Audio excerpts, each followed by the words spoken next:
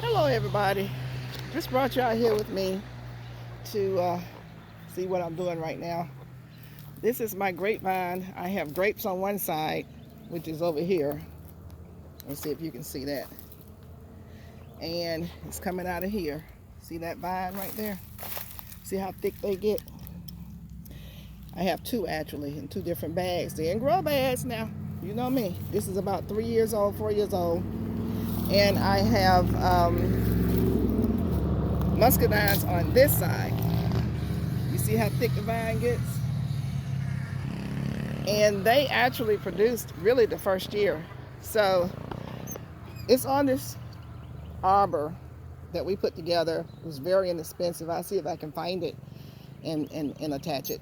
But if you don't have an arbor, you can just get one of those tomato cages and just let it wrap around the tomato cage and go around the tomato cage and just keep going as far as you want it to. And you can cut it off wherever you want to, and it will still produce.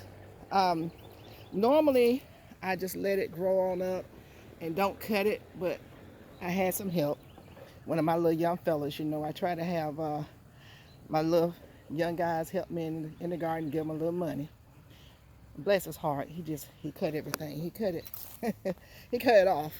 So I was gonna actually propagate, which is very easy to do, but now all this is dead. All this is dead, so I'm trying to cut it off. They have these little tendrils that happen to wrap around the, they wrap around and hold on to whatever. And so because of that, it's January, it's time to get all this off of here because it'll be coming back to life soon. You guys go in the grocery store, you see people with those bags of grapes and they're already opened and they're putting their hands in there. You probably did it yourself. Hands in there tasting and sampling, putting their hands and they're touching other grapes. Then they don't buy it. Then you come in and get that same bag and you take it home. Oh, you say, well, I rinse them. I ain't that much rinsing in the world. So I have not had to go in the store and buy grapes for about 3 years now, since, the thing. So what I do, I grow my own. I have muscadines over here, over there, growing this way. I use the same arbor, and I have my grapes over here on this side. This is grapes. And we come out here and we eat. Now, we had problems with the Japanese beetle, and they devastated my grapes last year. But the muscadines grow after, they come up after the season for the Japanese beetles. Because when the muscadines came up, they were not damaged. So we had plenty of muscadines to the point where I just couldn't eat them all. And I had people who came out and they ate some. Look, they should have them in the big box store by now. I don't know. You can order them. Get these items before they get to be too ridiculous. Get you some grapes. Get you some muscadines. Grow your own. So you won't be going in the store eating behind these nasty people. Sneezing and coughing all over fruit and vegetables. I'm serious. They got some stuff out here for y'all, and y'all, wonder why you get sick, your children getting sick. I have never seen so many emergency alerts on food in my life. It's like every day there's a new one. Baby food tainted with lead. Why? Why? And they're going to say it seeps in through the soil, just like the plants pull in the nutrients from the soil that's put in the lead. But why? Don't play us. We didn't just fall off the boat, jump off the turnip truck. Really? So now you're pumping lead into our babies? Oh, but they're going to lessen. They're going to lessen the amount of lead that goes into the baby food. Lessen? Y'all going to have to grow your own stuff and feed your babies. You're going to have to grow your own stuff and make your own baby food. It's not hard. It's not difficult. And I grow in bags, so I know ain't no lead in my stuff. And you may have moved into a new place and, you don't know what's in the ground. And you're growing in the ground. That's true. Do a soil test. Or just grow in a bag or a raised bed. That takes the lead out. There's no way to be completely chemical free. It's just almost impossible. But we can do the best we can. We can do the best we can for ourselves and for our children. Let's do the best we can for ourselves and our children. So today I'm talking about grapes and muscadines. Let that be on your list of things to get. You say, I don't like them. Well, still grow them. Somebody gonna like them. Make you some wine or some grape juice. Yeah, I did say wine. Grape juice or something. Drink it. You really don't know what you like until you grow your own, because there's so much going into this stuff in the store, honey. They put a lot of stuff in there. Grow your own stuff and see what you like. That's what I did. I didn't like beets. Ew. I grew my own beets, honey. I'm eating up some beets.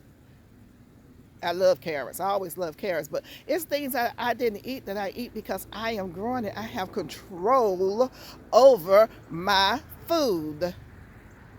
Get control over your food. Get control over your life. That's what you need to do. So that's what I jumped on here to talk to you guys about. You see me out here with the grapes. They're going to come back. And when they come back and start coming back, we will go through that process. I will show you everything. Look at these roots. Look at them.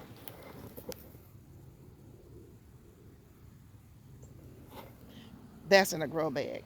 Now, they may have punched through the grow bag and gone in the ground. I don't know. That's the muscadine. And I have, I'm tripping all over stuff over here. Don't do that, Miss Gail. I got to come out here and clean all this debris out. This is what the wintertime is for. But this right here is Concord grape.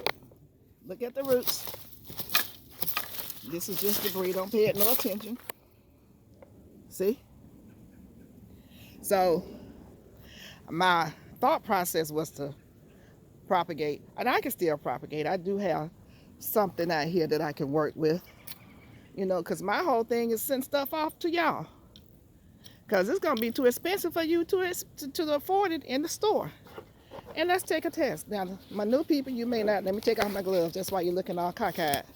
But let's do a scratch test. This is how you do a scratch test. Let's see. See if it's still alive. My little nail is like, oh no. Looking for some green. And that's brown. Let's go down here. Let's see if we can find this. How you do your scratch test now, to tell if anything's alive, and they're green. I think that's green. Yeah. My glasses, I got my glasses back. I can't tell nothing. They're supposed to be better. They're not better than the bifocals. So there's green there. So we know that it's alive. So I'm going to cut right there. I just cut this so y'all can see. There is green in there. It's live. So that's how you tell if your plants are living or dead. If you can scratch up some green, that means it's still alive. Okay? For those of you who don't know, always do your scratch test. Then go home and wash your fingers. But that was on the grapes, the Concord grapes over there. We would do a scratch test on, on our muscadine. Let me see here. Let me turn it so y'all can see.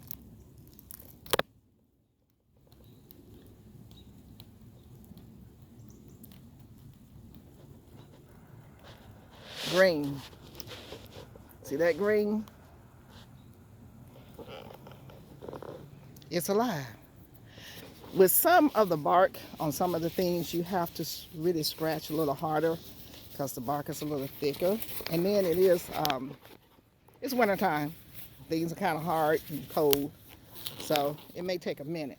Don't get discouraged. The most important thing you need to understand, and I don't want you guys to get discouraged about none of this gardening stuff, okay? Take your time. You gotta have patience. Another thing, kiwis. We talking grapes, kiwis. Get you some kiwis. Now, grow them. Now, I found out the hard way that deers do love kiwi leaves. So, I have two. You have to have a male and a female. So, Here they are, male, female. We're gonna do a scratch test.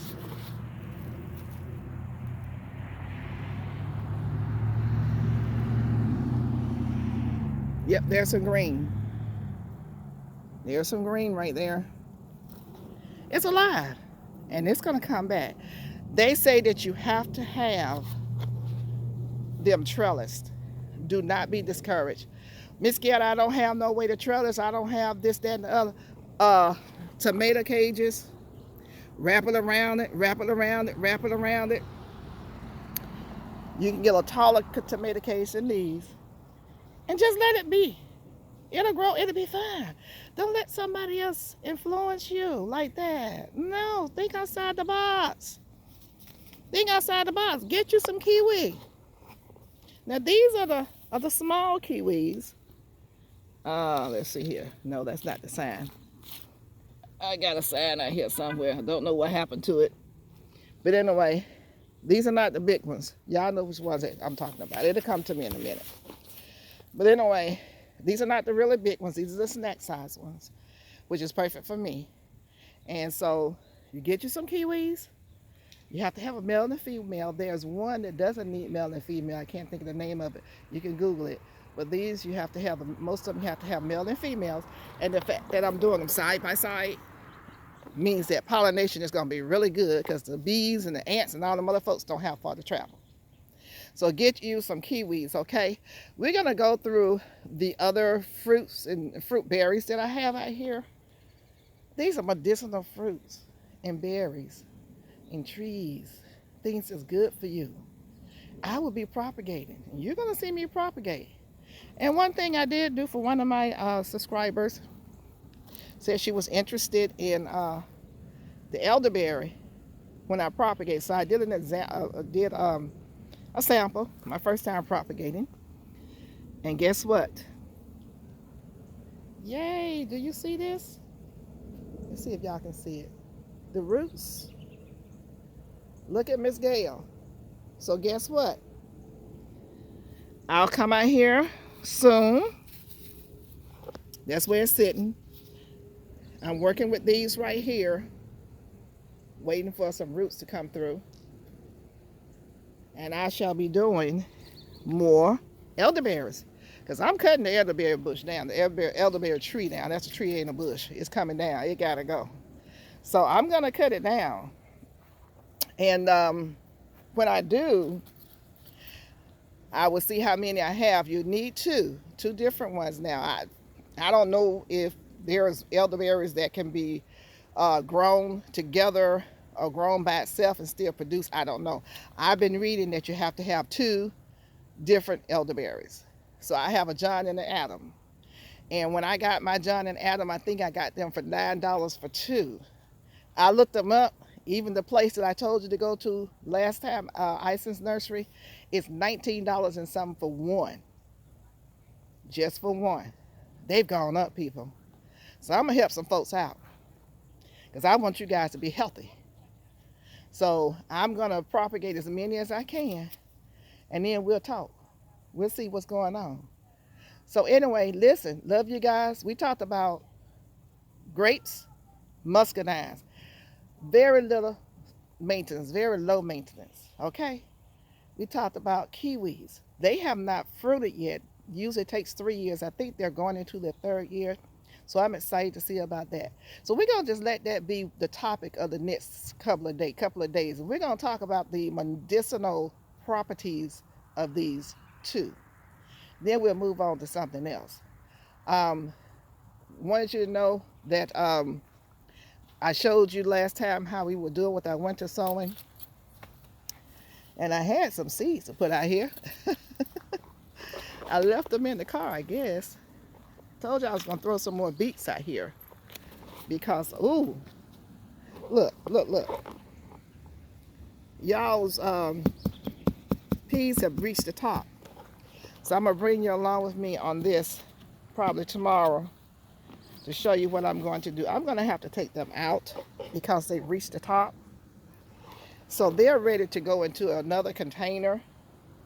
Even though this is winter sowing, I'm going to have to put them in another container and put a higher top over them. And I would take you along with me as I do that, and just put some beets in here. That's what I'm going to do. Probably have to do the same thing for the kale over here. That's a good problem to have. It's a really good problem to have. So we'll probably do that tomorrow, because I've got to get them out this top. This top is not working for them right now. They've overgrown their home. They need a new home, so I give it to them. All right, you guys, gonna go see if I can spend just a little money, not much. Y'all take care. I love you. Don't forget to go out in the garden or go in the house, plant something, plant some seed, put it in a cup, a container with some soil or dirt. I don't care which come first, but just go plant something. Prices in the store are super, super, super high, and they're just going to keep going up. They're just going to keep going up. So the choice is yours. It's left up to you as to what you want to do. This is Gail from Georgia Peach Nut, and I'm out.